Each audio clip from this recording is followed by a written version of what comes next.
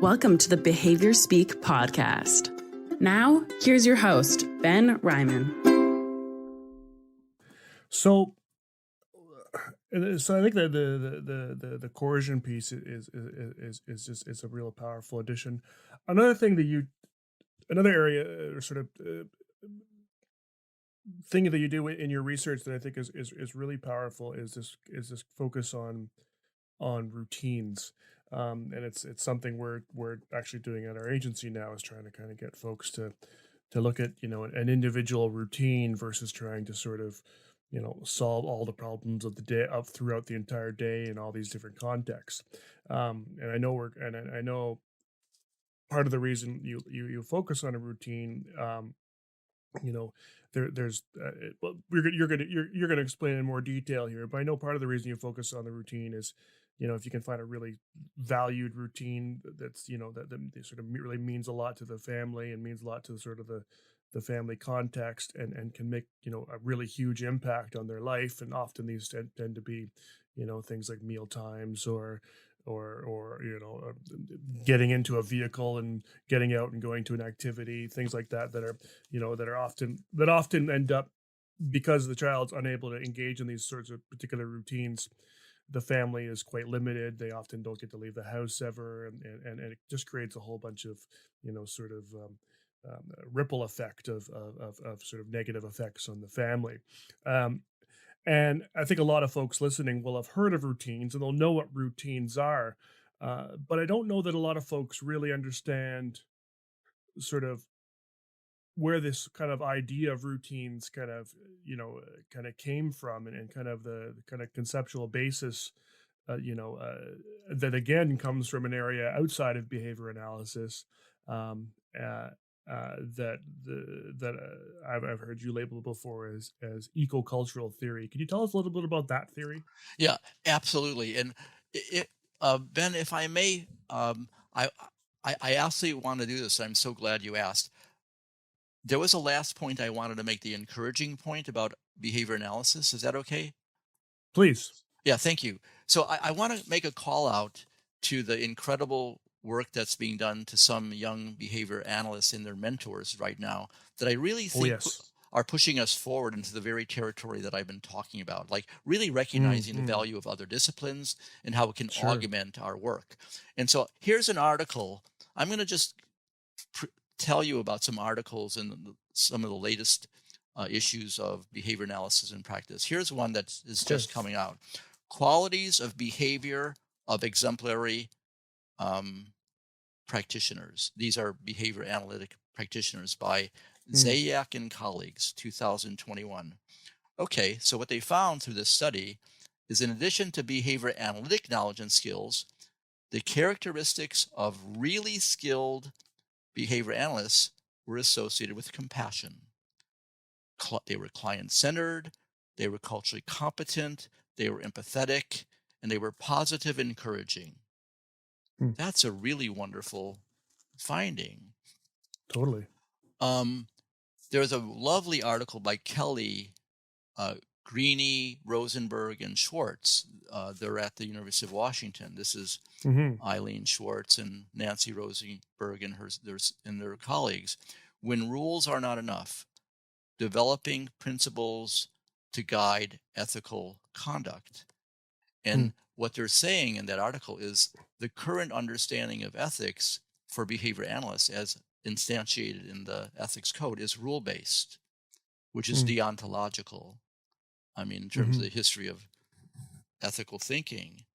And they're arguing that we have to consider other theoretical frameworks or historical frameworks for ethics, like the teleological philosophy of pay attention to the consequences, or the virtue one from Aristotle, Machiavellian ethics, which is develop qualities of virtue like courage and truth and fairness, or more recently, the ethics of caring, developed by ethicists who are women in the 20th century, like Virginia Dare and Nell Noddings, that the ethical behavior is the one that doesn't harm relationships, right?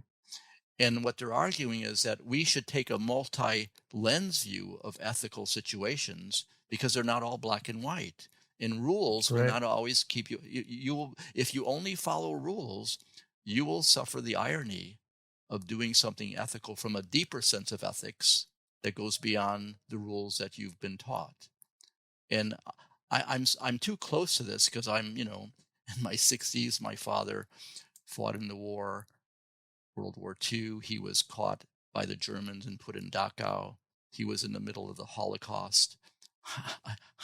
I'm familiar with, different ways of thinking about ethics based on my cultural history as Ukrainian. And I know that the Gestapo would go to the doors of people in different villages and say, is your son home? And my father was in the basement. Actually, it was the Germans. They came to the door. Is your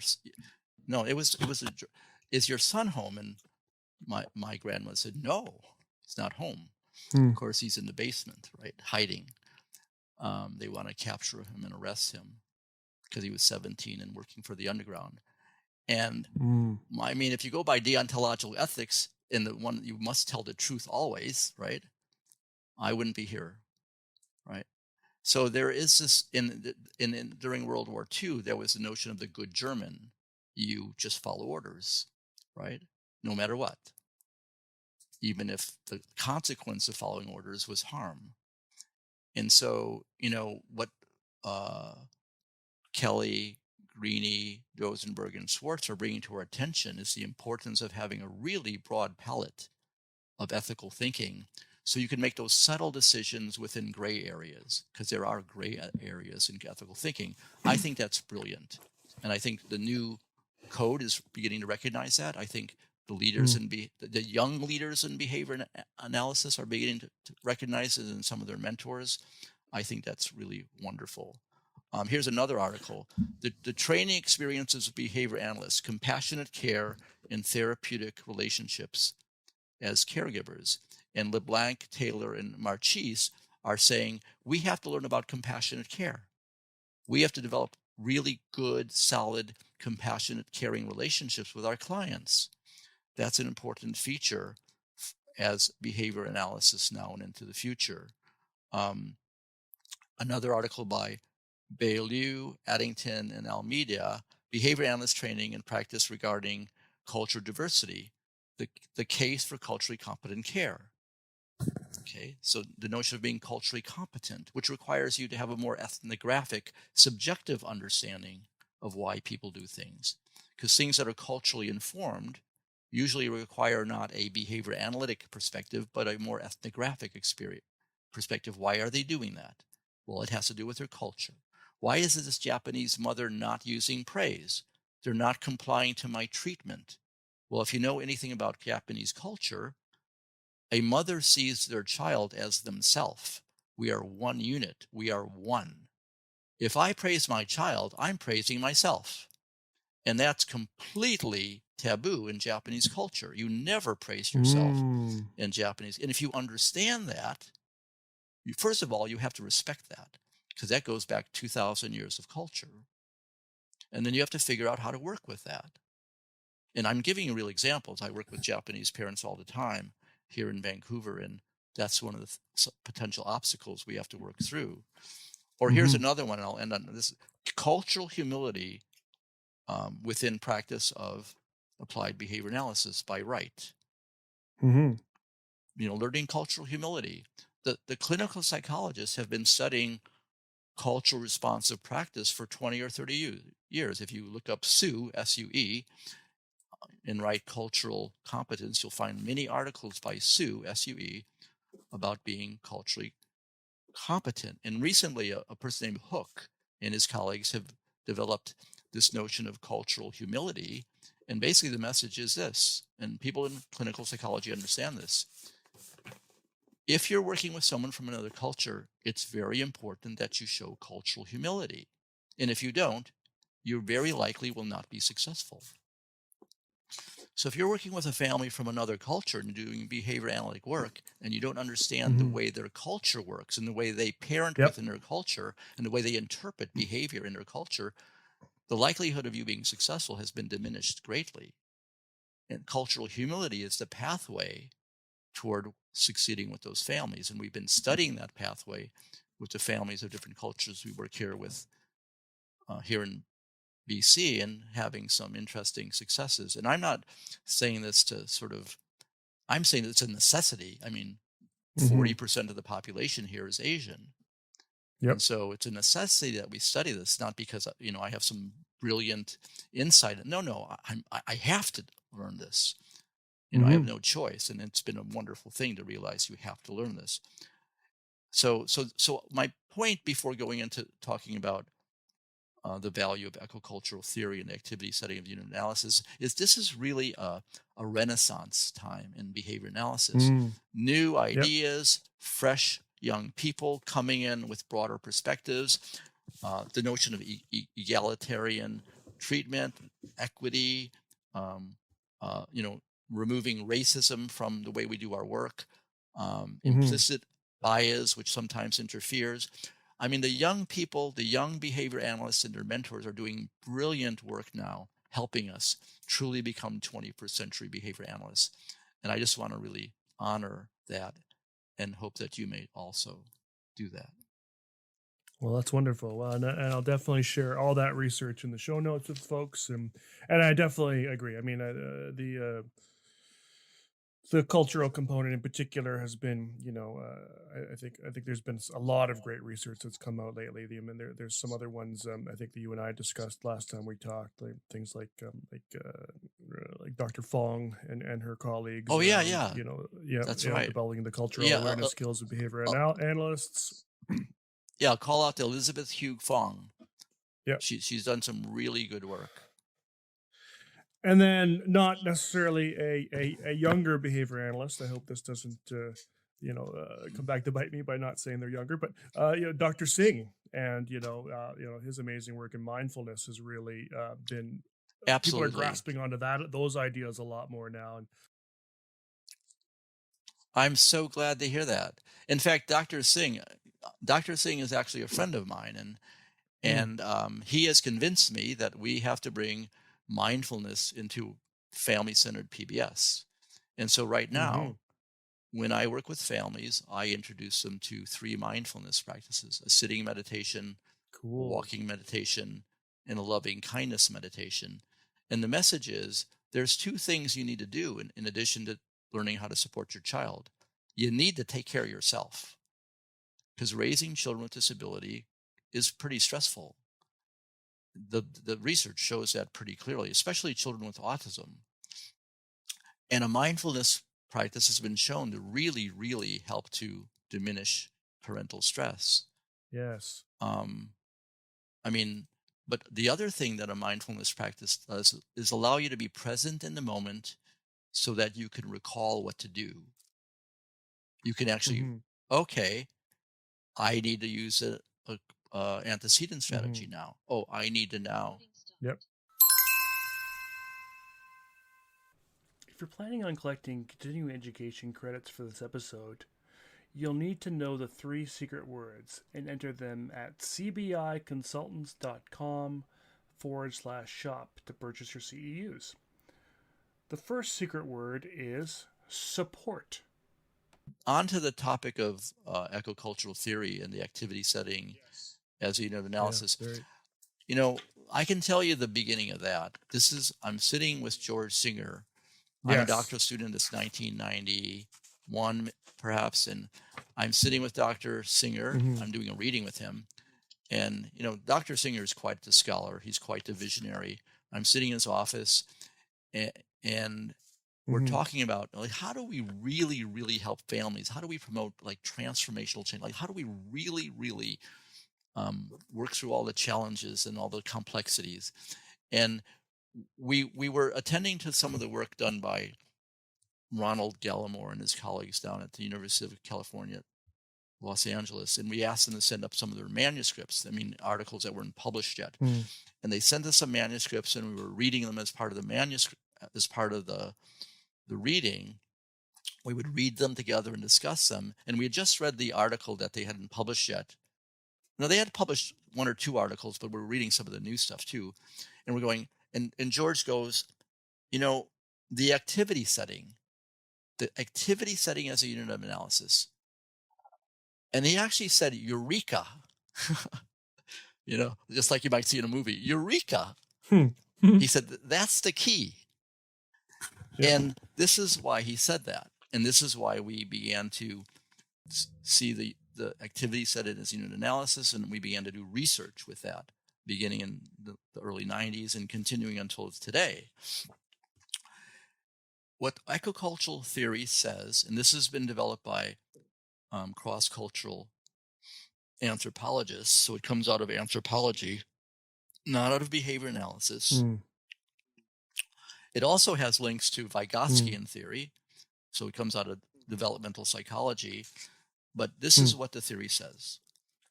Children develop within family activity settings of daily life, right? Whether it's getting up in the morning, having breakfast, going off to school, coming home, playing nicely, getting ready for bed, sleeping through the night, going to the store with parents, going to, visit relatives, maybe visiting a restaurant once in a while, participating in, cultural holidays or religious holidays, going to, a worship service at a synagogue, a church, or a mosque. I mean, this is where children grow up. I mean, this is what cultural anthropologists have discovered through research all over the world, watching parents raise their children.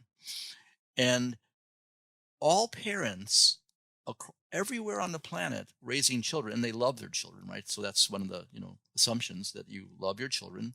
Then what you're going to do, and this is what most parents are doing, they work to create activity settings for their children, for their child, that is congruent with their child's characteristics, consistent with their values and beliefs and culture, and also sustainable within their home, their neighborhood, their society, whatever resources they have to sustain it.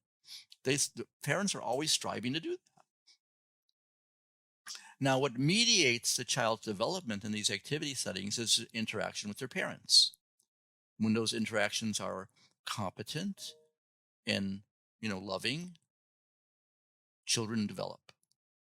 And what you see over time is the children grow in more adaptive skill complexity and cognitive complexity. And there's been research to show this. That's what happens. So isn't that interesting? So all families are... Really interesting. Yeah, all families are really striving to build these activity settings for their children. Most families succeed. I mean, there's like 8 billion people on the planet. How many are families? Maybe a few billion. And how many have children? Well, maybe most of them. How many of them need a behavior analyst to raise their child? How many need a clinical psychologist to raise their children? Most parents do a pretty good job. And we're working with a population where, despite all the love and care and skill they might have, or likely have, it's difficult because a child with autism has certain learning challenges. A child with developmental disabilities has certain learning challenges that the typical ways of parenting aren't sufficient to overcome, to solve, to work through. And that's where our behavior analytic knowledge comes in, and our other knowledge about developing therapeutic alliances and promoting generalization, etc., and working through coercive processes. That's where all that comes in. But when you situate, this work within a family activity setting, you're doing something really important, and I would even suggest profound, because the family already is trying to make it work. And these are called, from a anthropological or ethnographic perspective, social constructivist processes. That isn't a positivist reductionist view. You observe these processes through ethnographic means, not behavior analytic observe and measure means, because they're cultural, they're subjective, right? You have to attend to how the parent is interpreting the routine and what values they have and what their goals are and what their cultural patterns are to really understand why that routine is constructed the way it's constructed. So by working, by identifying, and the other thing the theory says is all routines, no matter where you are on the planet, no matter what culture in, have the same common elements: time and place, people, resources that they use, tasks for everyone, not just the child, but also for the parent or the siblings if they're there, or grandparents if they're there. What are the tasks in the routine that everyone needs to do to make it work? And finally, goals and values, which are purely subjective, right? You can't see a goal. You have to ask about the goal. You have to ask about your values, right? Your cultural values and beliefs. And so we thought, okay, let's work with this. Let's identify routines that are really important to the families that we're working with but aren't working. They're just, unsuccessful. And let's have the family define them in regard to these 6 or 7 elements of all routines. When will it occur? Where will it occur? How long will it last? Who will be there? What will be the resources you use, like the common resources of family life for that routine? What are the tasks for the child, for you, if there's a sibling, for the other parent? What are the tasks? And what are your goals and values? So we turn that into a vision, and we say, is this your vision? If you achieve this, how would you feel about that? And the parent might say, well, I can't believe it's possible, but if it was, we would feel really good about it. So now you have a vision, right? Because the family's like, whoa, can this really happen? They're really like, whoa, that's a vision. That's, for some of the parents, it's a dream. Like, it's a dream. How can this be possible? And then what we do is we take the pathways diagram. We do what's called a pathways diagram, which many of you might be familiar with, but it's basically the 4-part contingency: setting events / establishing operations, antecedent, stimuli that occasion problem behavior, the problem behavior, and then the maintaining consequence, which has its function, right? That's the problem part of the diagram. That's the 4-part contingency. And then we add 2 pieces to it. What's a desired behavior, which is what everyone else would be doing in that situation if they were competent and successful. And then what could be the maintaining consequence for that? Like, what would be the positive reinforcer for doing the desired behavior? And then below the problem behavior, we put the alternative replacement behavior, which is the functionally equivalent behavior the individual can do to get their function, right? So, for example, if it's an escape-driven routine and a dinner routine, it's eat the food and get some form of reinforcement for eating healthy foods. And for the alternative replacement behavior, it's saying no, thank you. And the parent sort of pulls back the food, but they said no, thank you. They didn't hit the parent or scream or run away. They used language to escape the food, at least for that moment, right? It's better than problem behavior. You can negotiate that once the child's using language. It's a step forward. So once we lay out the pathways diagram for that routine, just for that routine, we then build a support plan for that routine. So that has these benefits that we've experienced. 1, it's their vision. It's their routine. They chose it. Now we play a role, and one of the roles we play is we sure the parent doesn't pick the hardest routine. We want to find one that we're pretty confident they're going to succeed in. And that requires some strategic thinking. If the routine lasts 12 hours, going to bed, sleeping through the night, we might not start with that one. But if the routine lasts 15 minutes, it's transition from school to home. Now there's something, maybe we can, get a change going pretty quickly. So we might choose the transition home routine first, because that's a place where we can really help the family experience success and feel self-efficacious, which is really important. We've learned from the field of psychology. I think it was Albert Bandura, who taught us about for sure the importance of self-efficacy. Yes. And so we begin. Yep. So the first point is that it's their routine. They defined it, so they're motivated to make. So basically, if you want to talk about establishing operations for parents, by finding a routine that they're very motivated to make successful, you have built-in motivation. You've got built-in buy-in. At least you have the beginnings of buy-in because they really want this routine to work. Then the next thing you do is you make sure your plan can work within that routine. You help the family, you work with the family to design a multi-component support plan that is feasible and acceptable for the parent to implement it in that routine, in terms of settlement strategies, antecedent prevention strategies, teaching strategies, and consequence strategies. And then you make sure that the parent understands the strategies before you actually begin, right? You review it, you make sure it's clear to the parent what they would be doing, and maybe even you did it in a more Socratic way so they played a role in developing the plan. I can't do the whole 4-hour class on how to do that, but that's basically what we do. That's great. We collaborate with the plan to build a plan that's technically sound and contextually appropriate. Now, because we did that, we have really, really increased the likelihood of buy-in, implementation fidelity, and durability, right? And so now I'm going to borrow a construct from another field and also lay it here because I think it's relevant.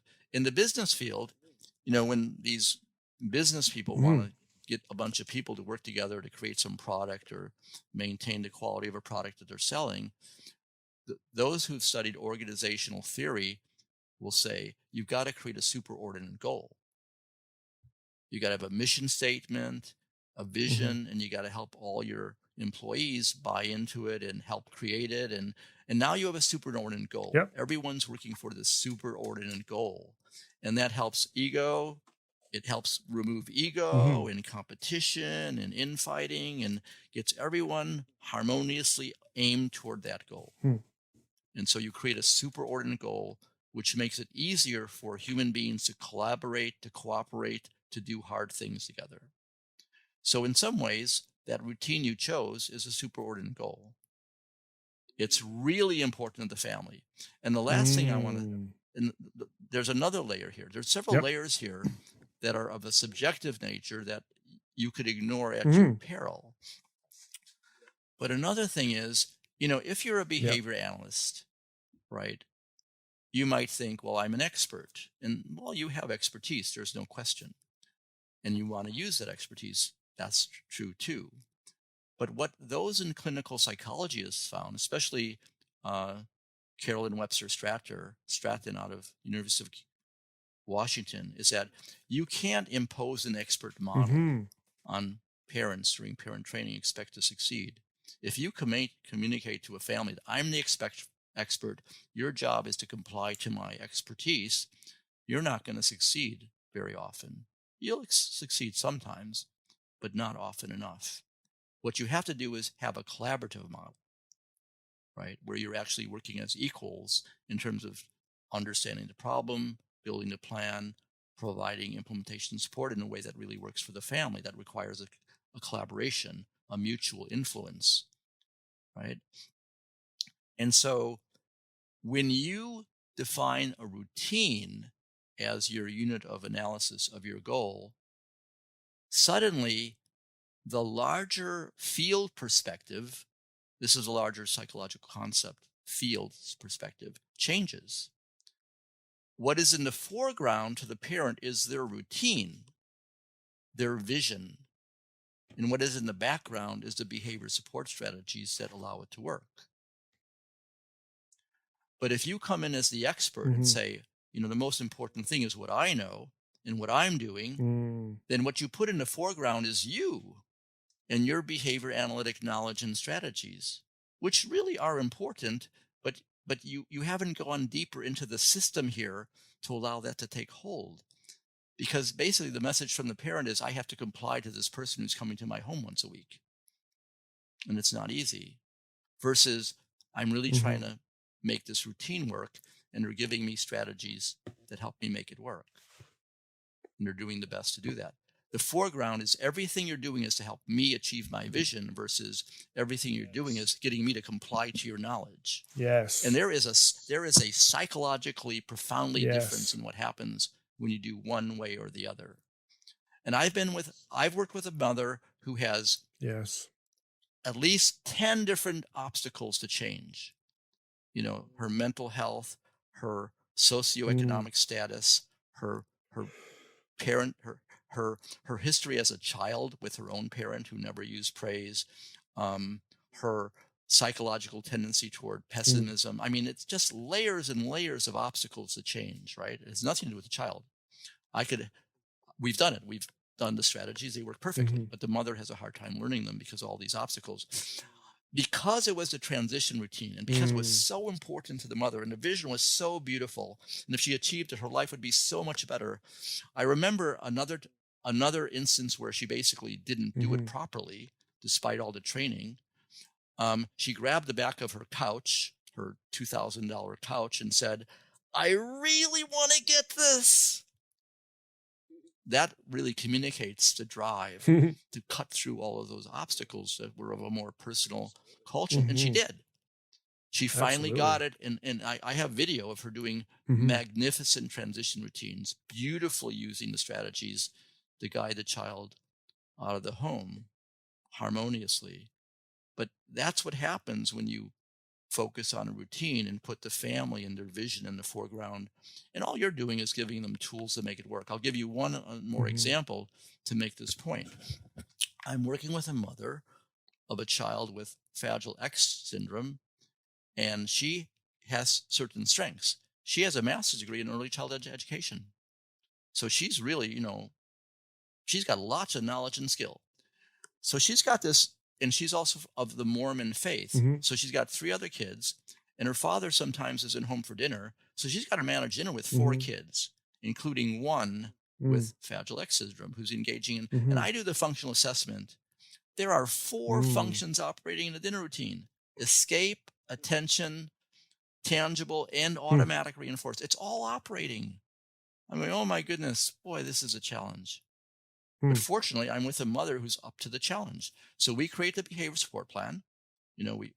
Pathways diagram, build the strategies that address across all 4 functions. I create an implementation checklist. I model it first because I believe in walking the walk and not just talking talk. I sat down and did dinner, and mother watched. And of course, this is what I do. Plumbers plumb, and carpenters carpent, and dentist, and I, do the behavior change stuff. So I sat down, I did the plan, it worked beautifully. So the mother could see, yeah, it works.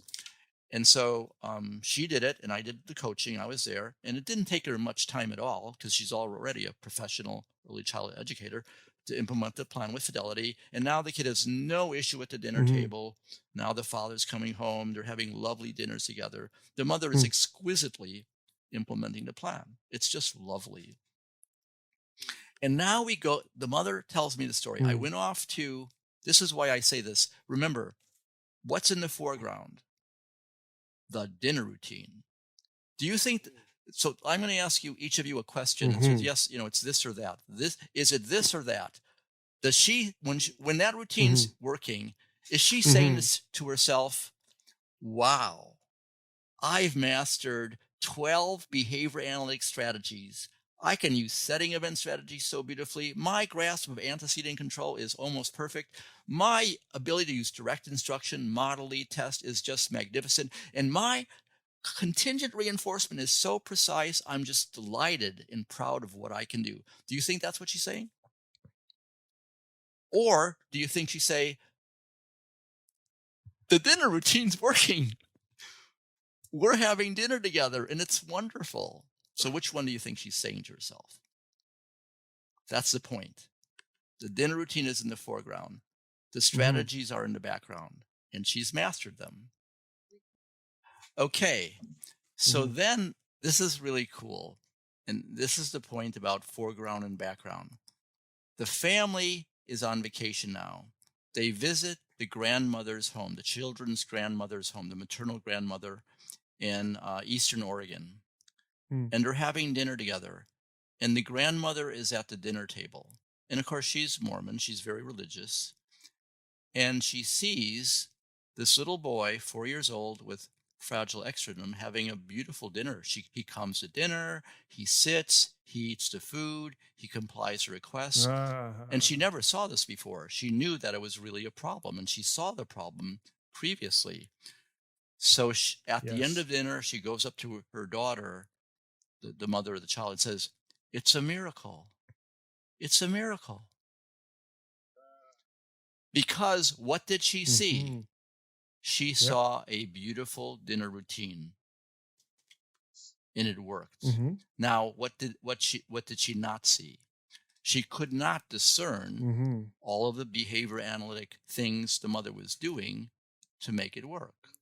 Although she was using a visual transition first, then come to the table and you first eat something you really like to help him get off the TV or whatever he was doing. I mean, she doesn't realize that that's Mm-hmm. a visual contingency that, prompts desired behavior. When the mother puts the ketchup on the peas, she doesn't know the mother is pairing a preferred condiment with peas that aren't Mm-hmm. preferred to increase the value of eating peas. She's not noticing that little cloth at the side of the boy's table lets him immediately take the stickiness off his hands, because otherwise he'd leave the table, and run to the bathroom because he doesn't like sticky hands. And he's got this little warm, damp cloth in a lovely little glass bowl. He can immediately take the stickiness off his hand and go back to eating. She doesn't recognize all the things she's doing in terms of structuring the routine and creating motivation. And she doesn't notice that she's praising him regularly, but also because of issues of equity, praising the other children too. So the children don't think that somehow this little boy with fragile extreme is loved more than them. And that's the family systems issue that was part of the plan, to make sure the other children are getting more positive reinforcement too, so they don't think that you privilege this child over them. The grandmother only sees the routine is working. It's beautiful. So that's the thing about the foreground and the background. You want the routine to be in the foreground, the family's vision, and your strategies to be background. You're, in fact, a servant to the families. I'm going to do everything I can to give you tools to make your vision work. That's a message that families really appreciate. You're here for me. You listen to me. You helped me form a vision that I didn't think was possible. And you're doing everything you can to help me achieve my vision. That really turns things around in terms of buy-in and effort, fidelity of implementation, and durability. That's what we found. And we found this across all kinds of families. Families, with a high school education, families with a, higher education, rich families, poor families, families of different cultures, families with family systems issues, where we have to bring in other supports too, so that they can focus on the routines we are working on. But there's another layer here, because there's multi-layers that relate to why this has so much value in terms of our outcomes for promoting meaningful, durable, and sustainable change. Is what we know now is problem behavior at the tertiary level has many features of the problem. There's setting of issues, antecedent issues, learning issues around the teaching, and consequence issues, both in terms of not sufficient reinforcement for desired behavior and inadvertent reinforcement for problem behavior, right? So your plan is going to need to be multi-component to solve these issues. And a plan might have anywhere from 10 to 12 strategies, maybe even more, right, across those 4 categories of strategies. To expect a parent to use 10, 12, 15 strategies with fidelity across their entire day, right, 16 hours a day, 7 days a week, is too much to ask. That's really hard. But if you ask them and you work with them and you empower them to use those 8, 10, 12 strategies in one routine that lasts 15 minutes or a half hour or an hour at most, because most routines last no more than, except sleeping through the night, they last 20 minutes, 15 minutes, an hour. You can do it. You can actually teach them cogently focus on building capacity within that one routine, right? And so now the family, and you choose one that's easy, right? Maybe it only lasts 15 minutes. Maybe it's a half-hour routine. You can teach that family through behavioral skills training and other such methods of parent training to make that routine work. And when they do, they will have experienced their success. I made a routine work. I did it. You didn't do it. I was the one doing the strategies. And you make sure you emphasize that for the family's self-efficacy. If they say, thank you, what do I do without you? You say, no, you implemented the strategies. I wasn't even there. You made that work. I just drank your coffee. And it's really good, by the way. Yeah. And it was under $10, so it's safe, right? Ethical coffee. There you go. And I ate the pie too, and it came out to it became out to $9.99 if you think about it. So it's I'm still in the clear. Perfect, right? So anyway, you build that sense of self-efficacy, and what's going to happen now when they tackle the next routine? Will their confidence be up a bit? Will the buy-in be a little stronger? You bet. And then because they mastered certain strategies, whatever plan you have for the second routine, because maybe the function's different or maybe there's different antecedents, so you build a plan for the second strategy that's unique to that. You build a plan for that other routine, that second routine, because it has some unique features that require some unique strategies, as well as some from the previous plan. You help the family succeed in that routine. You empower the parent to make that routine work, and now they got two routines they made work. Right? And now they're feeling, whoa, I can change my child's behavior. So what's the other beauty about working in routines is it concentrates the challenge into complexity into a reasonable space of time where they can experience success. And since that routine has a clear beginning and end, it's whole in and of itself, you've built one building block of change.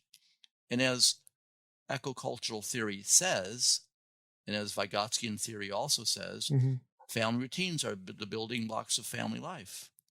So one building block at a time, you're transforming family life.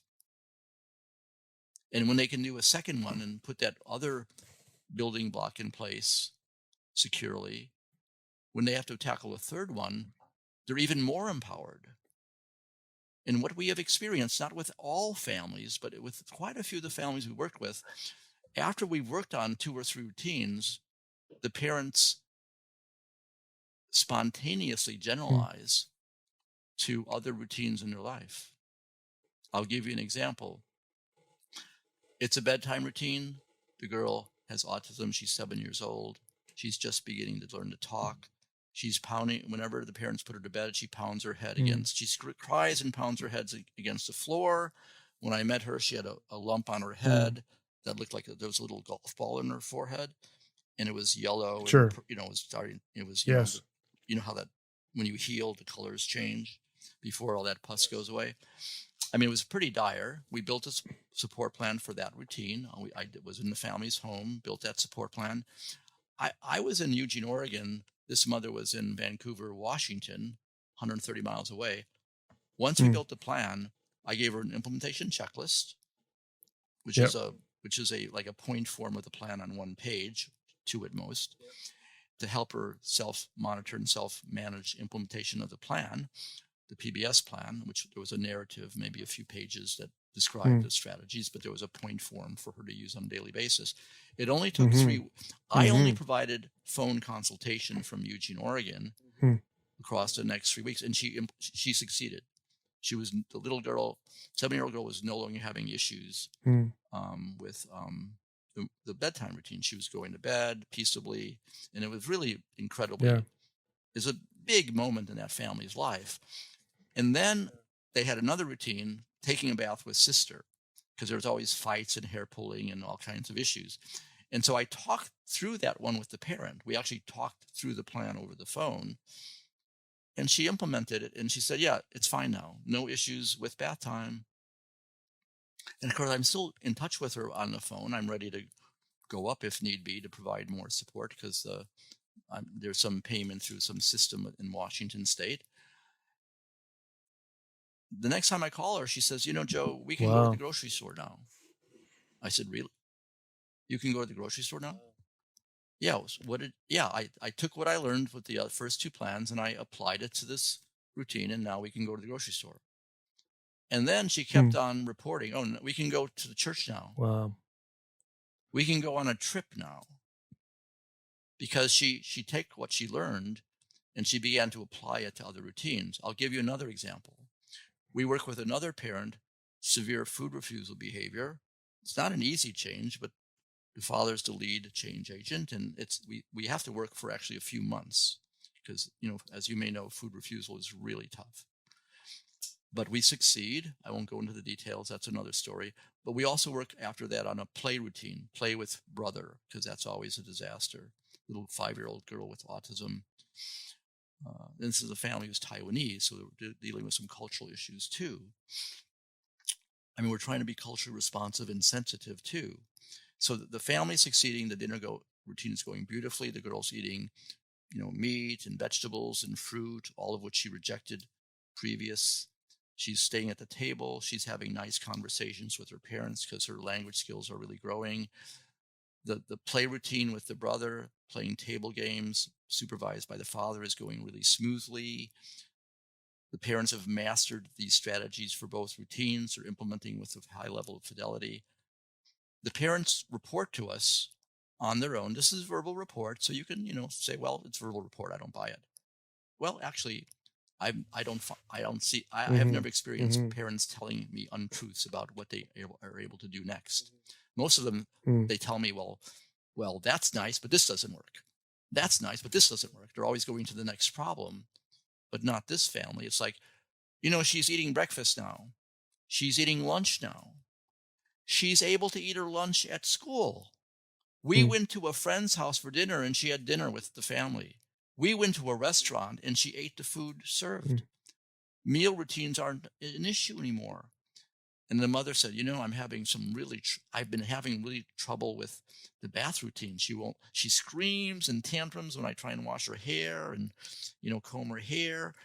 So the mother said, I'm going to take what I learned and apply it to the washing hair and combing out the hair routine in the evening. And she succeeded. Now the girl's completely fine with having her hair washed and combed out after taking a bath in the evening. And then they said, Wow. We're going to enroll her in a swimming class. Nice. A typical swimming class with other kids. And she was completely fine. We're going to enroll her in camp because now it's summertime, maybe for a few days or a week with typical kids. Really cool. It was fine. She was fine. The second secret word is dignity. We're going to take a camping trip, which we could never do. It was fine. She was completely flexible and responsive and really had a good time. And then they said, this is, we're talking about weeks and months later, right? Months, even a year later, because they were moving in measured paces, taking what they learned and applying it to new situations on their own. Then they said, we once went to Disneyland. And it was hell, down in California. Not California. She was rigid. She was demanding. She wouldn't do this. She wouldn't do that. We came home totally exhausted and stressed out. But we're going to try again. We're going to take what we learned and go down to Disneyland. And they had a wonderful time. Neat. And if you need some evidence, they showed me the pictures. So here's an example of a family struggling through really difficult routines too, mastering the strategies because it was their vision. And they learned the strategies, even though they were counter to their cultural upbringing as Taiwanese parents. And they took them and they generalized them on their own with no additional support from us to their entire life. To the point where I'm doing 2-year follow-up data because we'd like to collect follow-up data. And I don't mind waiting because I want to, if I'm trying to build if one as a scientist is trying to build a method of supporting families, which you call family-centered PBS, that you say will will lead to transformational change, right? Meaning meaningful, durable, sustainable change. Are you going to collect three-week follow-up data? Right. Are you going to collect 1 month follow-up data? Are you going to collect 3 month? No. If you say to a family, I have a method, a science-based method, where after we're done, I can assure you beyond a reasonable doubt that it will endure for 3 weeks. What do you think they're going to say to you? Would you buy a refrigerator for someone? After you buy this refrigerator, I can assure you it'll stay working for 3 weeks. Or 1 month. Yeah. Or 6 months. Sure. You're not going to buy that refrigerator. No. You're not going to buy that behavioral support process. No. Or you'll be wary of it. Yep. And the fact of the matter is, very few of us collect data beyond a few weeks or even a few months to show durability. But I'm a little crazy. I don't mind waiting. So we went back at 1 year and 2 years. No help to the family. We weren't there. And we said, I'm renewing my ethics. Would you allow us to come back and do 1 year follow-up? Yes. Would you allow us to come back and do 2 year follow-up? Yes. And we did. And those routines were still going strong. And that's when we learned about all these other collateral effects, because we would interview the family. What else is happening in your life? What you touched on a point that was going to be just one of my final question, and that's about sort of these long-term follow-up studies. Because that's another thing I just love about your work, is that you actually show it's sustainable and durable by going in and taking those data points. What are sort of some of the longest kind of follow-up measures you've done? Well, in 2007, we published a study that we began in 2004, and we gathered 7-year follow-up data with a little girl with autism. And we have video of her 5 years old, screaming at the dinner table, throwing her cup, refusing to eat the food. And then we have 7-year follow-up. Now she's a teenager, and she's acting like a teenager. She still has a severe disability. Sure. She's cooperative. She's eating food. But once she's done, she's gone. It's like, I don't want to hang with my parents. I want to go back and, do whatever I want to do. Yeah. But she was completely fine at the dinner table.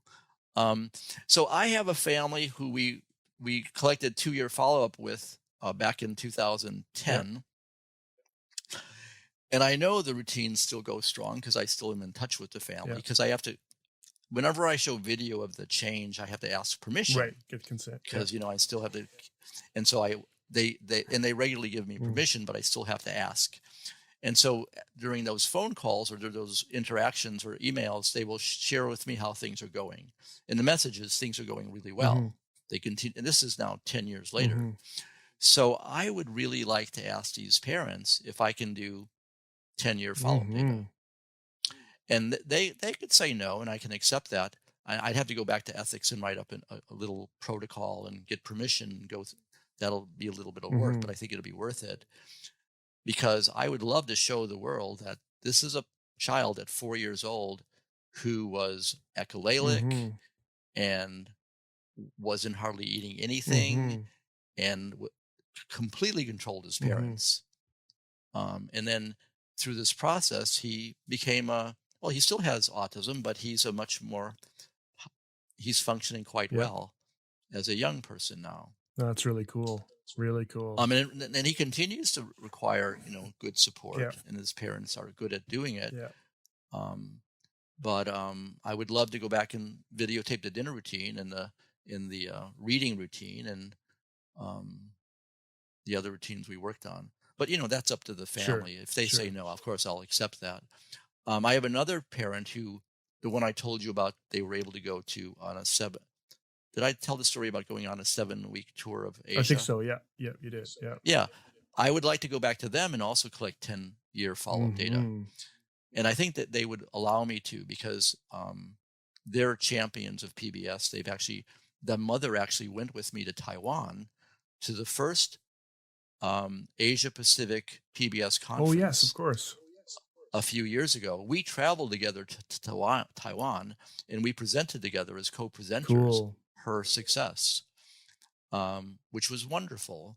And that's an example of back in 1991, a person named Fawcett wrote a really important article in the Journal of Applied Behavior Analysis, which said we need to collaborate with our families.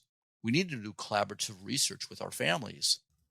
We can't just, treat them as subjects. We have to collaborate with them.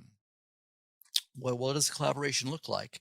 Ann Turnbull then, out of Kansas, wrote, there's different levels of collaboration. You're the scientist and they collaborate with you. That's one level. You are co-scientists, but you still are in the lead. And there's another level where they're the scientist and you're empowering them to do the research. So my work is kind of in the middle there. We do it together. They are doing just as much of the research piece as I am in some respects. They're helping to design, they're collecting data, they're helping to develop the intervention, they control the schedule, they actually determine how quickly we move through the phases. So it's more collaborative. We bring collaborative research methods into our single case design studies. Does that make sense? Oh yeah, absolutely. Yeah, no. And so another level of collaboration is when you disseminate. You disseminate together. Yes. And Ann Turnbull, when I was being mentored by her, she said, Joe, when you go and disseminate your research, do it with the families. Have them join you in disseminating. And what I found is the voice of the parent at the conferences is in some ways more powerful than the voice of the absolutely researcher. I'll tell you one story on that, and then I'll stop on this point. So I'm at an ABAI conference some years ago, and it's this family of this little girl, 5-year-olds with autism, and the family's having a fabulous success. And the father happens to be a member of Toastmasters, meaning he is a skilled public speaker, highly skilled. So we join a symposium that Glenn Dunlap is the discussant for. And I think, Lynn Cagle was one of the presenters, and a doctoral student was one of the presenters from another group in doing PBS work, and I was one of the presenters. But I decided to co-present with his father. So I only had 15 minutes or 20 minutes. So I did 15 minutes on the study, and he did 5 minutes about his experience, right? And I was the last person in the group to present in the symposium, and Glenn's about to do the discussant, 5 minutes of discussing the different studies. When that father came on, he was so eloquent, using metaphor and, all kinds of rhetorical tools to communicate the message, that there were tears in the audience. People were tearing up. And Glenn Dunlap, recognizing the moment and how that father really captured the moment, he came to the podium and he said, I think enough has been said. Thank you so much. He didn't want to sort of interfere with the power of the father's message. And that's what can happen when you collaborate at that level. Does that make sense? Absolutely. No, it makes a lot of sense. And I've definitely heard a lot of examples more lately about sort of, there's this idea of co-production where, not just families, but, the actual sort of, I've seen this quite a bit coming out of Australia where, autistic folks are involved in every aspect of the research study. Absolutely. Including the presentation. Yeah.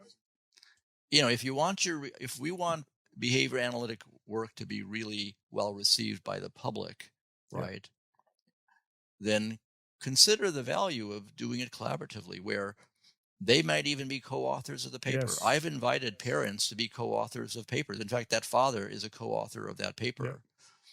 And most, parents will say, well, no, thank you. I appreciate the offer, but I want to protect my confidentiality. I say, okay, fine. But, when parents collaborate with us so deeply, and without them, we could have never succeeded, I'll invite them to be a co-author, and they can say yes or no. But that is how I believe we bring this science into the lives of people, because they were part and parcel to creating it. And so when you bring it to another parent, it has that resonance, right? Because it was co-created with the actual knowledge user. And in fact, right now in Canada, the CIHR, it's Sort the of the federal yeah, funding group, the council. What is sort of like CIHR? the NIH of Canada. The CIHR is the NIH of Canada. They have decided, because they've decided that we will fund what's called integrated knowledge translation research, particularly in the health field, but also in behavioral health. And NIH is beginning to do the same thing. They now have an implementation science wing where they do their version of integrated health, integrated knowledge translation work. They don't call it that. They call it implementation science work. But the idea is, before you do research on your independent variable, you develop it with the knowledge users. And you make sure they have an equal voice in the way this intervention looks.